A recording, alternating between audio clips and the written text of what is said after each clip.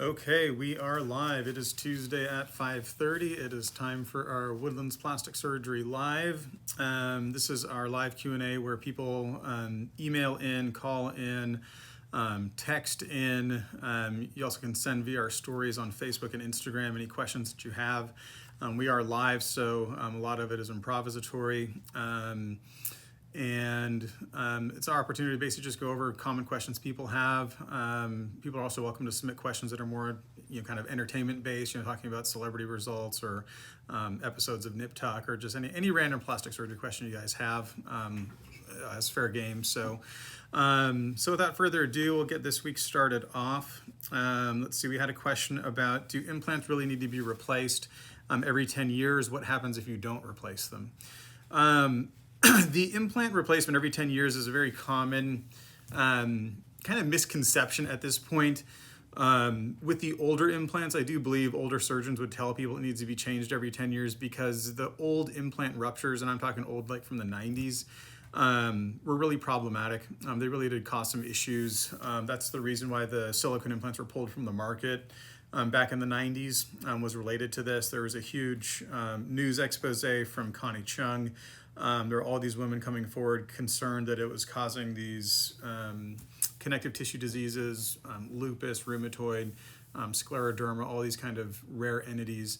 And implants were, I'm divulging a little history here, but it's kind of interesting. So breast implants were actually created prior to the modern era of FDA approval process. And so they were kind of grandfathered in terms of how they were approved. And so they didn't have the standard amount and type of medical research that any new device made after, I can't remember the dates, but I think it was late 70s, maybe early 80s, somewhere in there, when kind of the modern FDA approval process got established.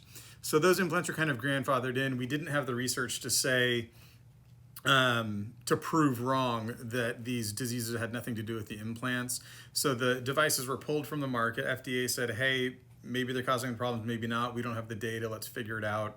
Then the onus was upon us, the plastic surgeons, to do that research, which was done over the subsequent 10 years. And that's why all the implant companies have a 10-year FDA trial.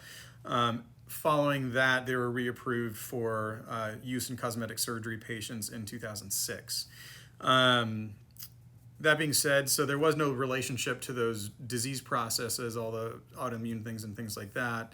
That being said, there are still issues related to the ruptures. And so old implants from the 90s, that generation and before, the way I describe it is that the gel is more, silicone implants have an outer shell, which if you see them off the table, that's kind of what you're looking at. And then they're filled with something. They're filled with a different type of silicone. And the silicone they were filled with back in the 90s was more the consistency of like a maple syrup. And so if you just poke that thing with a needle, it would just kind of drizzle out. And so that really fine, syrupy, liquidy type silicone created a very intense inflammatory reaction from the body. And so it led to a lot of problems in the breast. And so that advice of changing every 10 years stems from those old implants, with the idea being, hey, let's prevent it from happening at all, meaning we'll just preventatively change them every 10 years, whether there's a problem or not. Or two, if there is a rupture that we haven't detected yet, we'll detect it on the earlier side as opposed to the later side. And so that's where that advice comes from. With the newer implants, the gummy bear implants, which is for all intents and purposes what all of the implant companies offer at this point in time, we have other videos discussing the nuances related to gummy bears and what is a gummy bear implant and what does it mean. The short version is that basically all the new implants are considered gummy bear implants, which means that if you were to cut that implant in half and open it up, it actually holds its integrity. It's called a form-stable implant.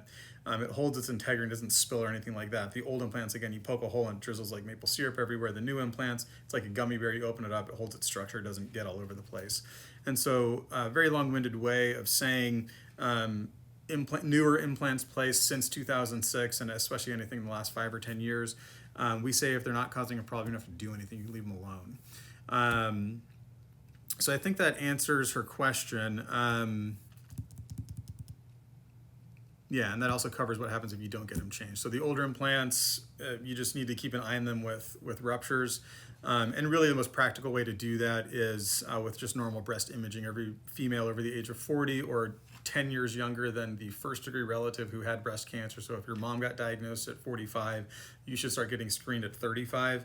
The most practical way to screen the implants or monitor them over time is with mammograms or with ultrasounds. Theoretically, the FDA recommends getting MRI scans of any modern implants every 2 years. Officially, that's the advice. The number of patients that actually do that, probably somewhere between 0 and maybe 1, averaged over the population of the United States. It's just not something that's very practical. The FDA is supposed to be reviewing that recommendation just because it's a little aggressive, shall we say, and a little impractical. Once advice gets so impractical, nobody does it. You have to start asking yourself, well, how much are we really helping people? And so they are supposed to review that at some point. I don't think that's happened yet. I think it's been derailed because of COVID, like everything else. But it should be reviewed at some point. And I think as long as you're getting regular mammograms and all that, again, for practical purposes, I think that'll protect most people from big problems. So, okay. Is it possible to do a brow lift while you're still young? I want to change the shape of my brows. Short answer is yes. And shaping would be the primary reason why we would do that. Brow lift is primarily a facial aging operation. It's in that category of facial rejuvenation to refresh the appearance, take a brow that's low and makes you look tired or angry or just look older than you want to look. We lift it up. It brightens the look of the face, makes you look more rested, makes you look more attentive, and just kind of softens the overall appearance of the face. And so it is, its most dramatic results are going to be in that category of facial aging, where we're taking somebody who looks more older, more angry. As we age and the brows descend, it tends to give the face the impression more of like a scowl. You picture somebody scowling at you. Well, if you've got a lot of deep wrinkles and the brows are low, it can give that impression, kind of the Clint Eastwood look, even when you don't feel that way. And so that's where the most common application. That being said, in a younger patient, if you did want to just change the shape, meaning, hey, my brow's in a good position, I don't have a lot of forehead wrinkles, really I've got this shape, I want to change this shape, you could theoretically do it with a brow lift. You just want to be very judicious with that. Brows take all different shapes and forms. There are many different forms of attractive brows out there. If you look at female actresses, and you could honestly Google 10 female actresses at random, and probably you'd see all 3 or 4 different brow shapes that are common. Natalie Portman comes to mind, where she has extremely horizontal brows, and people tend to think of wanting like a curved brow or something with kind of a lateral lift, where you get a little bit more arch to the outer part of the brow. That's kind of the classic. When people think of an attractive brow or a beautiful brow, they tend to think of kind of a high arch coming out.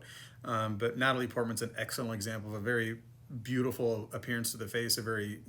She's my age now, but looking at photos of her when she was young, my point is, it's not an aging problem. It's not like she got old and her brow turned flat. Even when she was 20-something doing the movies back from the 2000s or whatever, her brow is completely horizontal, but it's a very attractive brow that fits her face and all of that. And so you just want to be judicious when you do surgery. Operations, any part of the body, but especially the face,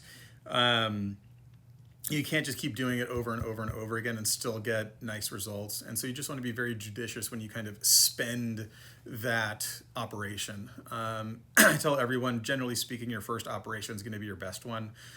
Any revision after that point, whether it's, a repeat lift because you've aged 10 years or had a couple of babies, whether it's a repeat facelift because you've aged 10, 15, 20 years, whatever it is. Generally speaking, your first facelift is always going to look the nicest and look the most natural. You can still get very nice revisions. I'm not saying we can't do a revision facelift to make it look good. I'm not saying that at all. But what I am saying is it's a process of diminishing returns. And so just look at your overdone celebrities or your weird looking celebrities where Joan Rivers, God rest her soul, and that was part of her brand and her look. But again, Joan Rivers, God rest her soul, she started looking kind of weird, and she was that image of too much plastic surgery, and it's because she'd had 6 or 7 facelifts. And you start getting kind of weird surgical appearances that you just don't see in nature. You know, it's one thing to look like an old person. It's another thing to look kind of weird because surgery did something odd to you. And so you just want to be very judicious when you kind of choose to operate, and especially on the face. Again, you know, caution is warranted. So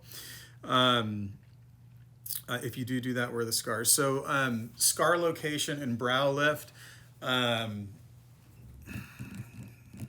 Couple different options. You can go way back in the hairline. You can go in the actual physical hairline. You can go right directly above the brow. You can choose one of the transverse forehead creases. And then there are other options where you actually, it's called a upper eyelid transblepharoplasty brow pexy. You basically do a upper blepharoplasty, you know, eyelid incision, and then you kind of pexy is just a word for lift in plastic surgery. You kind of pexy or lift up the brow, and there was some internal stitches to kind of shape it up there. Depending on your exact anatomy, so from a camouflage standpoint, if you can do the brow pexy kind of from an eyelid approach, that's going to be the most inconspicuous scar, because that upper eyelid crease incision is just basically invisible. You just can't see it. It's very difficult to see. And so if you can do that, and that'll accomplish the goal, then that's probably the ideal way. More commonly, if you really want to change the shape of a brow and have a lot of control to really lift, shape, mold, position each kind of quadrant or section of the eyebrow, usually that requires more of a temporal approach, where we're able to adjust and lift this much by 1 millimeter, this much by 2 millimeters, this much by 1.5 millimeters, and have a lot of control over exactly where the brow lands and how it shapes and all of that. So very case by case, and that's the limitations of the live Q&As. It's hard to give you individualized advice because I haven't seen you, I haven't seen any photographs, but that's what should be discussed ultimately during your consultation, where we come in and figure out, which technique makes the most sense. So again, short answer, basic options are in the scalp, in the hairline, in the upper eyelid, or some sort of brow or forehead incision. And these are almost never used except in men who are bald. So I'm getting there, but I'm not quite there yet. But those are pretty much only used in men who are balding. Otherwise, it's pretty much the hairline or the upper eyelid. What's involved in a scar revision? So scar revisions, we're getting crunched on time. We'll make this the last one, and then we'll see who submits next week, and then we'll pick up next week where we left off. So a scar revision, some of the basics of scar revision are kind of establishing goals. So number one, what I tell everyone is a perfect scar, razor thin, pale white, and flat. Those are the three characteristics that really make a scar perfect. Any race, any type of pigmentation, any location on the body, you want it flat and smooth so there's no contour or shadow. You want it razor thin so that it's just as thin as it can possibly be. And then almost all scars heal pale white in their final form, regardless of pigmentation. Anytime any one of those three characteristics starts to falter, we start calling it either a not great scar, an okay scar, so-so scar, or a bad scar. So you can have a scar that's pale white and flat, but it can widen on you. You can have a razor thin scar that's flat, but it gets hyperpigmented from the sun where it turns dark or it turns bright pink. Or you can have a scar that's pretty narrow, but it gets thick, and so it casts a shadow, or maybe it tints the skin, where it creates like a little pucker or something like that, and so you see a shadow cast. And so even though it's razor thin and pale white and flat, it's tethering something where you get this shadow or this contour change. And so the short answer is, for most cases, you're going to want to wait a year before you entertain doing a scar revision, just because scars mature and remodel over the course of a year. So a lot of scars that appear bad in the beginning, when all is said and done 12 months after complete healing, they end up being an acceptable scar. So most cases, you want to wait that full 12 months. In certain specific cases where I can just identify, hey, this isn't going to get any better, it doesn't look great, sometimes you can operate early. But generally speaking, you want to wait a year. What's involved in that is basically you cut out the old scar and just refresh and reclose it and create a new scar in its place. The downside of a scar revision is the scar usually gets a little bit longer. So that's a downside, but that being said, if you have a bad scar, it's well worth it. You'll notice that when I described what a perfect scar is, I didn't say a short scar. So again, pale white, razor thin, flat. Doesn't matter if it's this long or that long. If you have a terrible scar that's like this, and just, think of anybody who had a laparoscopic surgery and had a gallbladder removed, an appendix removed, a hysterectomy, ovary removal. If that scar heals badly, even though it's short, if it's thick or hyperpigmented or widened, it doesn't look good. It doesn't matter that it's only a centimeter. It just looks like a gigantic dark spot on the belly. Similarly, you can have scars that are this long, in the form of a tummy tuck or in the form of a facelift, which stretches all the way around back here. But if it heals perfectly, it doesn't bother anybody at all. So anyway, the downside is the scar does get a little bit longer, but it kind of resets that clock. And the basic gist is that, oftentimes in the touch-up phase, you have a second chance in different circumstances to make it better. And that's somewhat where surgeon judgment comes in, because some scars is like, hey, this is as good as it's going to get. It's not even worth doing a scar revision. Most patients, it's worth trying at least one time to see if we can improve things, to see if different scar care, different surgical technique, just different timing. Maybe things were tight at the time of the first mastopexy or the time of the first tummy tuck, or maybe we had a little delayed wound healing and a low-grade infection or something like that. Some suboptimal circumstance which stirred up that scar healing process that led to an unfavorable result. Well, now we're in a new situation. You're completely healed. The tissue is... So anyway, sometimes you give it that second chance, and you get a better result that second time around. So that's it for this week. I've got a one lingering one, so we'll get to that next week, and then keep the questions coming. I hope you guys are getting something out of this, and I will see you next week at 5:30. All right, have a good one. Have a good week.